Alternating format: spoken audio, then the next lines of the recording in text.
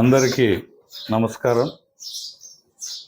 రాష్ట్రంలో ప్రజల కోసరం, ప్రజా సంక్షేమం కోసరం ప్రజలు ఏర్పాటు చేసుకున్న ఈ ప్రజాప్రభుత్వం, తెలుగుదేశం ప్రభుత్వం ఎటువంటి కార్యక్రమాలు అమలు చేస్తూ ఉంది, అవన్నీ ప్రజలకు మీ ద్వారా తెలియజేయాల్సిన బాధ్యత మాకుంది.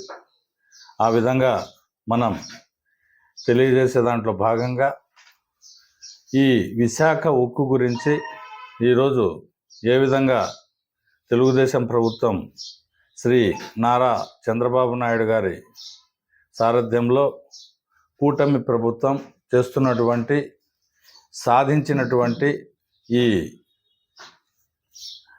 గొప్పదనాన్ని ప్రజలకు తెలియజేయాలనే ఉద్దేశంతో ఏర్పాటు చేసిన ఈ కార్యక్రమం మీరందరూ విచ్చేసినందుకు మీ కృతజ్ఞతలు తెలియజేసుకుంటూ, మనమంతా చిన్నతనంలో చూసాం, ఎంతోమంది తెలుగు వాళ్ళు ఎన్నో త్యాగాలు చేసి ఉద్యమాలు చేసి సాధించుకున్న ఈ విశాఖ ఉక్కు ప్లాంటు, విశాఖ ఉక్కు ఆంధ్రుల హక్కు అనే నినాదంతో ఆ రోజు మనం ఎప్పుడో హై స్కూల్లో చదువుకునే రోజుల్లో అందరూ ఉద్యమాలు చేసి సాధించుకున్నారు. ఆ తర్వాత అది ఎన్నో వందల కోట్ల టర్నోవర్ దాటి, వేల కోట్ల టర్నోవర్ దాటి మన రాష్ట్ర ఆర్థిక వ్యవస్థలో ఉత్తరాంధ్ర ప్రాంతానికి మాత్రమే పరిమితం కాకుండా మొత్తం ఆంధ్రప్రదేశ్ రాష్ట్రానికే తలమానికంగా ఉన్నింది. రెండు రాష్ట్రాలకు కూడా, తెలంగాణ ఇప్పుడంటే విడిపోయినాయి, తెలంగాణ ఆంధ్రప్రదేశ్ రాష్ట్రం రెండు కలిసి ఉన్నప్పుడు కూడా ఉత్తరాంధ్రకు మాత్రమే సంబంధించిన ఫ్యాక్టరీ అనే పరిస్థితి కాకుండా మొత్తం ఉమ్మడి తెలుగు రాష్ట్రాలకే తలమానికంగా వెలుగొందిన ఈ ఫ్యాక్టరీ. ఆ తర్వాత కొన్ని సమస్యలు వచ్చినాయి, అది వ్యాపారం కాబట్టి కొన్ని నష్టాలు వచ్చినాయి. అప్పుడు ఏ ప్రభుత్వాలు అధికారంలో ఉన్నాయి, వాళ్ళు ఎటువంటి వైఖరి అవలంబించినారు అనేది ప్రజలకు మీరు తెలియజేయాలి. కాంగ్రెస్ ప్రభుత్వం ఉన్నప్పుడు ఒక సంక్షోభం వస్తే దాన్ని అమ్మేద్దామని 1994లో నష్టాల పేరుతో BIFR ప్రమాదం ఏర్పడితే దాన్ని అధిగమించేందుకు కాంగ్రెస్ ప్రభుత్వం పెట్టుబడి పునర్వ్యవస్థీకరణ జరపకుండా ప్లాంటును అమ్మడానికి ప్రయత్నం చేసింది. 1994లో అప్పటి కాంగ్రెస్ ప్రభుత్వం. అప్పుడు మన స్వర్గీయ ఎర్రంనాయుడు గారు తెలుగుదేశం పార్లమెంటు సభ్యునిగా ఉండి ఆ ఎంపీలు అక్కడ పోరాటం చేస్తే దాన్ని అమ్మేదానికి కాంగ్రెస్ ప్రభుత్వం స్వస్తి పలికి ఆ రోజు ప్లాంట్ నిలబడింది. మొట్టమొదటిసారి కాంగ్రెస్ ప్రభుత్వ హయాంలో ఈ ప్లాంటును సొమ్ము చేసుకోవడానికి అప్పుడు కాంగ్రెస్ పార్టీ ప్రభుత్వం అక్కడ ఉన్నింది ఢిల్లీలో, వాళ్ళు ప్రయత్నం చేస్తే మొట్టమొదటగా అడ్డుకునింది ఎర్రంనాయుడు గారి నేతృత్వంలోని తెలుగుదేశం పార్టీ ఎంపీలే అనే విషయం ప్రజలు గుర్తు చేసుకోవాలి. ఆ తరువాత మొన్న చూసినారు మీరు, వైఎస్ జగన్మోహన్ రెడ్డి పరిపాలనలో ఒక ఇబ్బంది వచ్చింది ఫ్యాక్టరీకి. దాన్ని ఫ్యాక్టరీ అక్కడి నుంచి తరలిచ్చేసి ఫ్లాట్లు చేసి అమ్మేద్దామని చెప్పి కూడా వార్తాపత్రికల్లో మీరే కథనాలు రాసినారు. ఈ ప్లాంట్ను సొమ్ము చేసుకోవడానికి వైఎస్ జగన్మోహన్ రెడ్డి ఆధ్వర్యంలోని ప్రభుత్వం ప్రయత్నం చేసిన విషయం మనం ఇంకా మర్చిపోలే. ఆదానికి కట్టబెట్టాలని చూసినారు.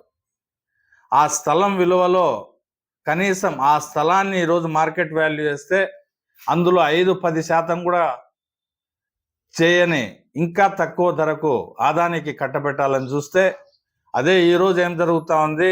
మీరంతా ఒక మంచి ప్రభుత్వాన్ని ఎన్నుకున్నారు ప్రజలంతా.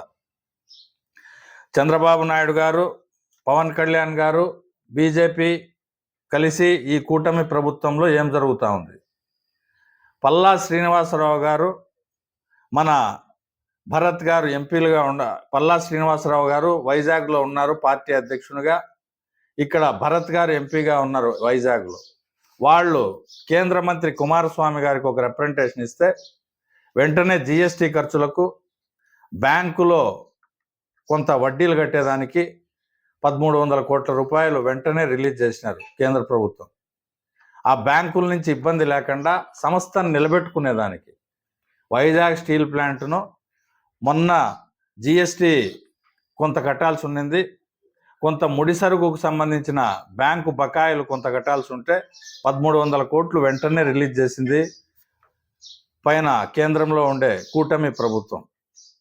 ఆ తర్వాత చంద్రబాబు నాయుడు గారు పోయి ప్రధానమంత్రి గారితో మాట్లాడితే మొత్తం 11,440 కోట్ల రూపాయలు ఈ పొద్దు వైజాగ్ స్టీల్ ప్లాంట్కు కేంద్ర ప్రభుత్వం ఆమోదిస్తూ ఆర్థిక ప్యాకేజీని కేంద్ర ఆర్థిక వ్యవహారాల కేబినెట్ కమిటీ ఆమోదముద్ర వేసిన విషయం మీరందరూ చూసినారు. ఇది తెలుగుదేశం ప్రభుత్వం సాధించిన ఘన విజయం. ఇది మనమందరం ప్రజలకు తెలియచేయాల. మీ ద్వారా ఇది ప్రజలు తెలుసుకోవాలా. ప్రజలు తామేసిన ఓటు దుర్వినియోగం కాకుండా సద్వినియోగం అవుతుందనే విషయం తెలుసుకోవాలా. గత 5 సంవత్సరాల్లో ప్రజలు వేసిన ఓటు దుర్వినియోగం అయింది. ఎన్నో అరాచకాలు జరిగినాయి.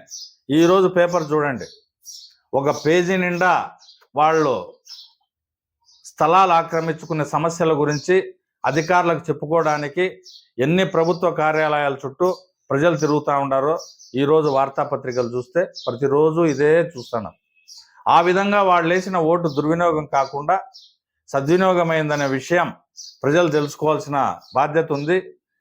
అయినా ఏ ఆర్థిక సమస్యను ఎదుర్కొంటా ఉన్నా కూడా అవేవి ప్రజల వరకు రానికుండా నెల నెల ఒకరోజు ముందుగానే పెన్షన్లు ఇచ్చే కార్యక్రమం కానీ మిగతా కార్యక్రమాలన్నీ ఉద్యోగ